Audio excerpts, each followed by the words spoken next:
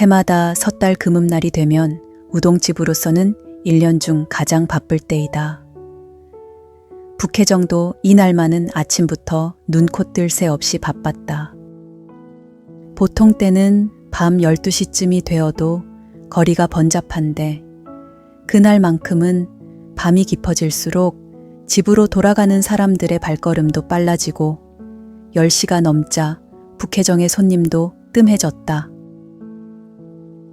사람은 좋지만 무뚝뚝한 주인보다 오히려 단골 손님으로부터 주인 아줌마라고 불리우고 있는 그의 아내는 분주했던 하루의 답례로 임시종업원에게 특별 상여금 주머니와 선물로 국수를 들려서 막 돌려보낸 참이었다.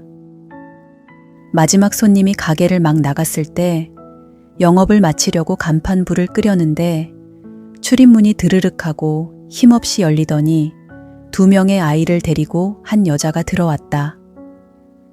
6살과 10살 정도로 보이는 사내 아이들은 새로 준비한 듯한 트레이닝 차림이었고 여자는 철진한 체크무늬 반코트를 입고 있었다. 어서 오세요. 라고 맞이하는 주인에게 그 여자는 머뭇거리며 말했다. 저 1인분만 주문해도 괜찮을까요? 뒤에서는 두 아이들이 걱정스러운 얼굴로 쳐다보고 있었다. 네? 그럼요. 자, 이쪽으로 앉으세요. 여주인은 그들을 난로 곁에 2번 테이블 자리로 안내하면서 주방 안을 향해 소리쳤다. 우동 1인분이요. 문 닫을 때가 되었는데도 주문을 넣는 아내의 목소리에 놀란 주인이 일행 쪽으로 눈길을 돌렸고 세 사람을 바라본 주인은 네, 알겠습니다. 라고 대답한 뒤 삶지 않은 1인분의 우동 한 덩어리와 거기에 반 덩어리를 더 넣어 삶는다. 둥근 우동 한 덩어리가 1인분이다. 손님과 아내에게 눈치채이지 않은 주인의 서비스로 수북한 분량의 우동이 삶아진다. 테이블에 나온 양이 가득한 우동 한 그릇을 가운데 두고 이마를 맞대고 먹고 있는 세 사람의 이야기 소리가 카운터 있는 곳까지 희미하게 들린다. 정말 맛있네요 라는 형의 목소리. 엄마도 잡수세요. 라며 한 가닥의 국수를 집어 어머니의 입으로 가져가는 동생. 이윽고 다 먹고는 150엔의 값을 지불하며 맛있게 잘 먹었습니다. 라고 머리를 숙이고 나가는 새 모자에게 주인 내외도 목청을 돋궈 인사했다. 고맙습니다. 새해엔 복 많이 받으세요. 새해를 맞이한 북혜정은 변함없이 바쁜 나날 속에서 한 해를 보내고 다시 12월 31일을 맞이했다. 지난 해보다 더 바쁜 하루를 치른 주인 내외는 막 10시를 넘긴 참이어서 가게를 닫으려고 할 때 드르륵 하고 문이 열리더니 두 사람의 남자아이를 데리고 한 여자가 들어왔다. 여주인은 그 여자가 입고 있는 체크무늬의 반코트를 보고 1년 전 섣달 금음날의 마지막 그 손님들임을 알아보았다. 저 우동 1인분만 주문해도 괜찮을까요? 물론이죠. 어서 이쪽으로 오세요. 여주인은 작년과 같은 이번 테이블로 안내하면서 우동 1인분 있습니다. 라고 커다랗게 소리친다.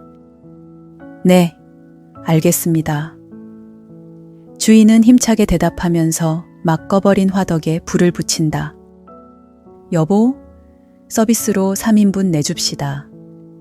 조용히 귀옛말을 하는 여주인에게 안 돼요. 그런 일을 하면 도리어 거북하게 여길 거요. 라고 말하면서 남편은 둥근 우동 하나 반을 삶는다. 아내가 미소를 머금고 말한다. 역시 당신은 무뚝뚝한 얼굴을 하고 있어도 마음 하나만큼은 정말 따뜻하다니까요. 입을 다물고 우동을 다 삶은 주인은 삶아진 우동을 그릇에 담았다.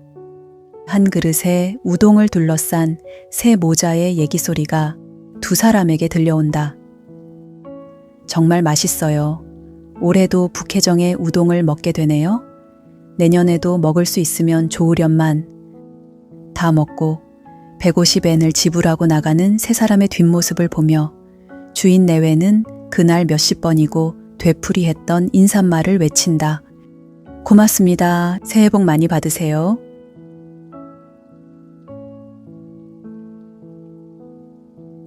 북혜정은 날이 갈수록 장사가 잘 되어 그 다음 해의 섣달 금음날 밤은 여느 해보다 분주했다.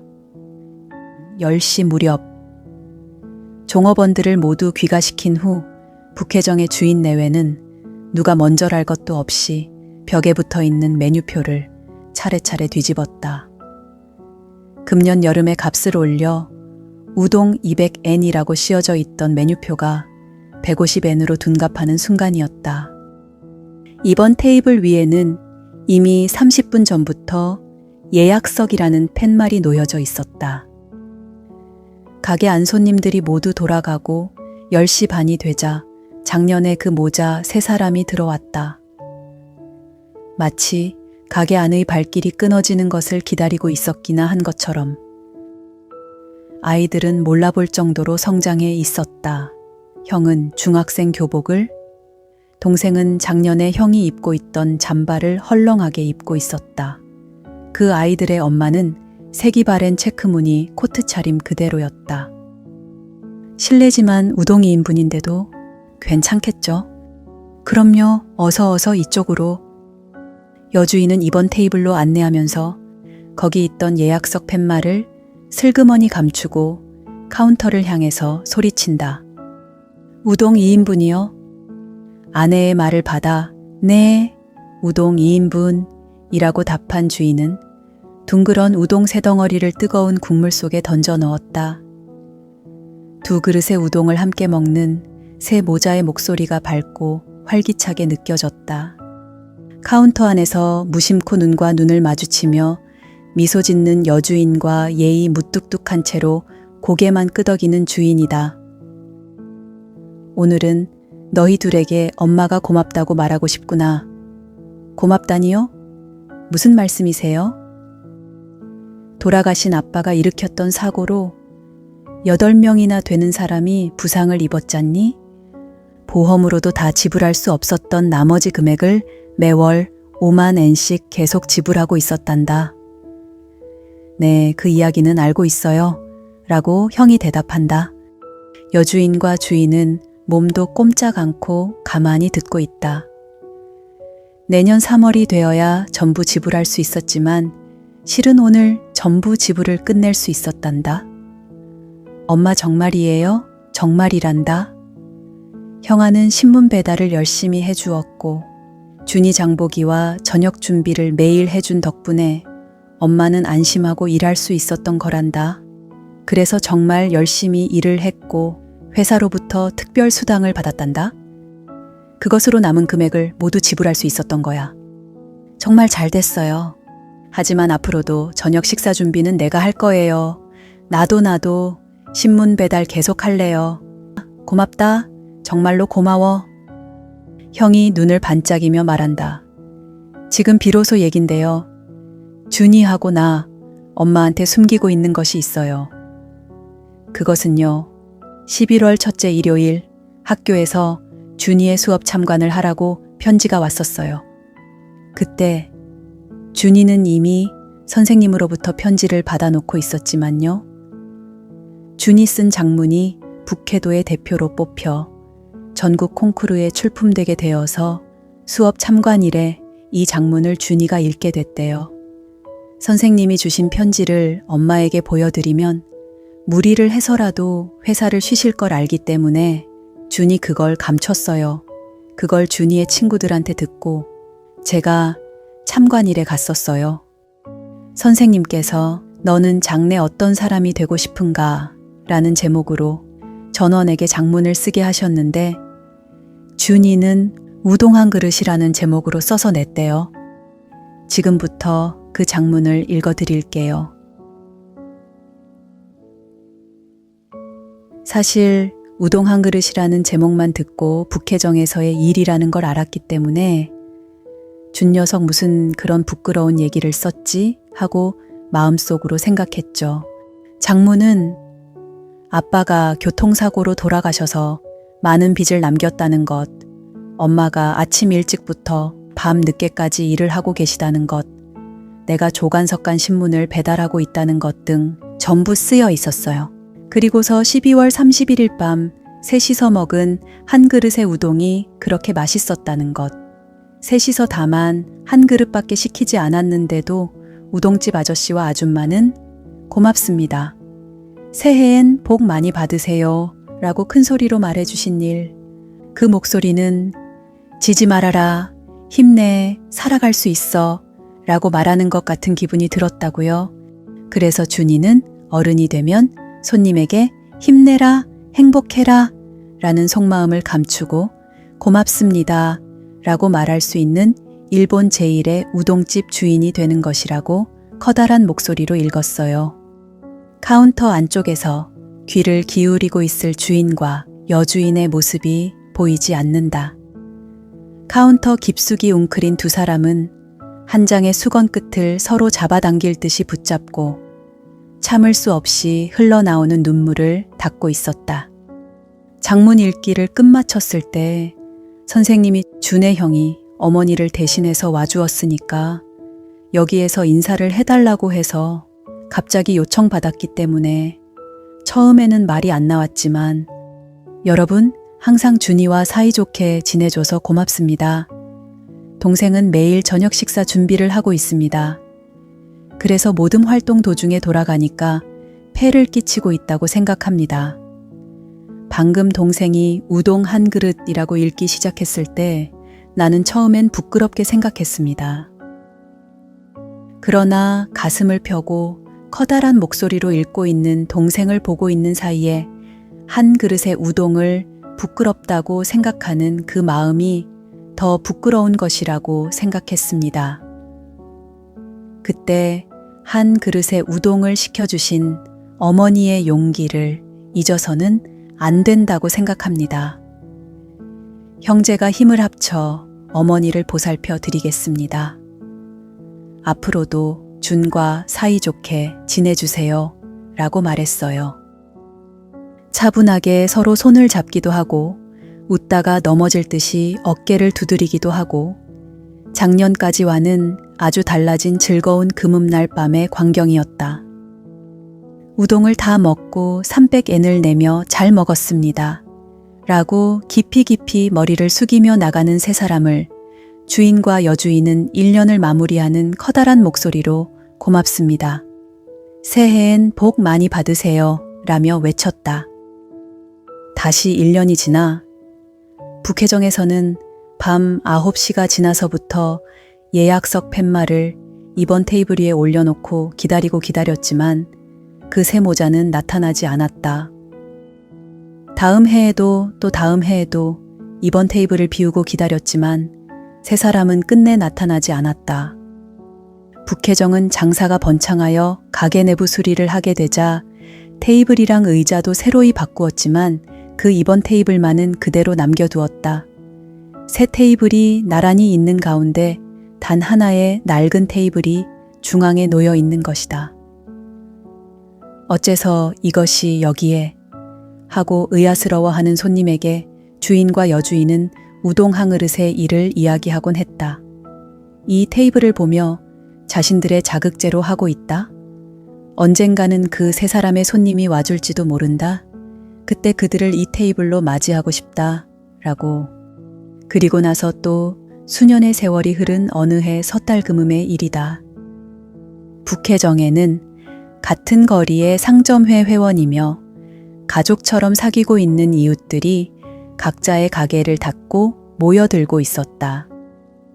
북해정에서 섣달 금음의 풍습인 해넘기기 우동을 먹은 후 제야의 종소리를 들으면서 동료들과 그 가족이 모여 가까운 신사에 그 해의 첫 참배를 가는 것이 몇 년 전부터의 관례가 되어 있었다. 그날 밤도 9시 반이 지나 생선 가게 부부가 생선회를 가득 담은 큰 접시를 양손에 들고 들어온 것이 신호라도 되는 것처럼 평상시에 동료 30여 명이 술이랑 안주를 손에 들고 차례차례 모여들어 가게 안의 분위기는 들떠 있었다. 이번 테이블의 유래를 그들도 알고 있다. 입으로 말은 안 해도 아마 금년에도 빈 채로 신년을 맞이할 것이라고 생각했지만 섣달 금음날 10시 예약석은 비워둔 채 비좁은 자리에 전원이 조금씩 몸을 좁혀 앉아 늦게 오는 동료를 맞이했다. 우동을 먹는 사람, 술을 마시는 사람, 서로 가져온 요리에 손을 뻗히는 사람, 카운터 안에 들어가 돕고 있는 사람, 멋대로 냉장고를 열고 뭔가 꺼내고 있는 사람 등등으로 떠들썩하다. 박앤세일 이야기, 해수욕장에서의 에피소드, 손자가 태어난 이야기 등 번잡함이 절정에 달한 10시 반이 지났을 때 입구의 문이 드르륵 하고 열렸다. 몇 사람인가의 시선이 입구 쪽으로 향하며 동시에 그들은 이야기를 멈추었다. 오발을 손에 든 정장 슈트 차림에 두 사람의 청년이 들어왔다. 다시 얘기가 이어지고 시끄러워졌다. 여주인이 죄송하다는 듯한 얼굴로 공교롭게 10,000원이어서 라며 거절하려고 했을 때 화복 차림의 부인이 깊이 머리를 숙이며 들어와서 두 청년 사이에 섰다. 가게 안에 있는 모두가 침을 삼키며 귀를 기울인다. 화복을 입은 부인이 조용히 말했다. 저 우동 3인분입니다만 괜찮겠죠? 그 말을 들은 여주인의 얼굴색이 변했다. 15년의 세월을 순식간에 밀어젖히고 그날의 젊은 엄마와 어린 두 아들의 모습이 눈앞에 세 사람과 겹쳐진다. 카운터 안에서 눈을 크게 뜨고 바라보고 있는 주인과 방금 들어온 세 사람을 번갈아 가리키면서 여보 하고 당황해하고 있는 여주인에게 청년 중 하나가 말했다. 우리는 14년 전 섣달 금음날 밤 모자 셋이서 1인분의 우동을 주문했던 사람입니다. 그때의 한 그릇의 우동의 용기를 얻어 세 사람이 손을 맞잡고 열심히 살아갈 수가 있었습니다. 그 후 우리는 외가가 있는 시가현으로 이사했습니다. 저는 금년의사 국가시험에 합격하여 교토의 대학병원에 소아과 병아리 의사로 근무하고 있습니다만 내년 4월부터 삿포로의 종합병원에서 근무하게 되었습니다. 그 병원에 인사도 하고 아버님 묘에도 들를 겸해서 왔습니다. 그리고 우동집 주인은 되지 않았습니다만 교토의 은행에 다니는 동생과 상의해서 지금까지 인생 가운데에서 최고의 사치스러운 것을 계획했습니다. 그것은 섣달 금음날 어머님과 셋이서 삿포로의 북해정을 찾아와 3인분의 우동을 시키는 것이었습니다. 고개를 끄덕이면서 듣고 있던 여주인과 주인의 눈에서 왈칵 눈물이 넘쳐 흘렀다. 입구에 가까운 테이블에 진을 치고 있던 야채가게 주인이 우동을 입에 머금은 채 있다가 그대로 꿀꺽하고 삼키며 일어나 여봐요, 주인 아줌마, 뭐 하고 있어요? 10년간 이 날을 위해 준비해놓고 기다리고 기다린 섣달금음날 10시 예약석이잖아요? 안내를 해요. 안내를. 야채가게 주인의 말에 번뜩 정신을 차린 여주인은 잘 오셨어요. 자, 어서요. 여보, 이번 테이블 우동 3인분이요. 무뚝뚝한 얼굴을 눈물로 적신 주인이 답한다. 예기치 않은 환성과 박수가 터지는 가게 밖에서는 조금 전까지 흩날리던 눈발도 그치고 갓 내린 눈에 반사되어 창문의 빛에 비친 북해정이라고 쓰인 오코마기 한 발 앞서 불어제치는 정월의 바람에 휘날리고 있었다.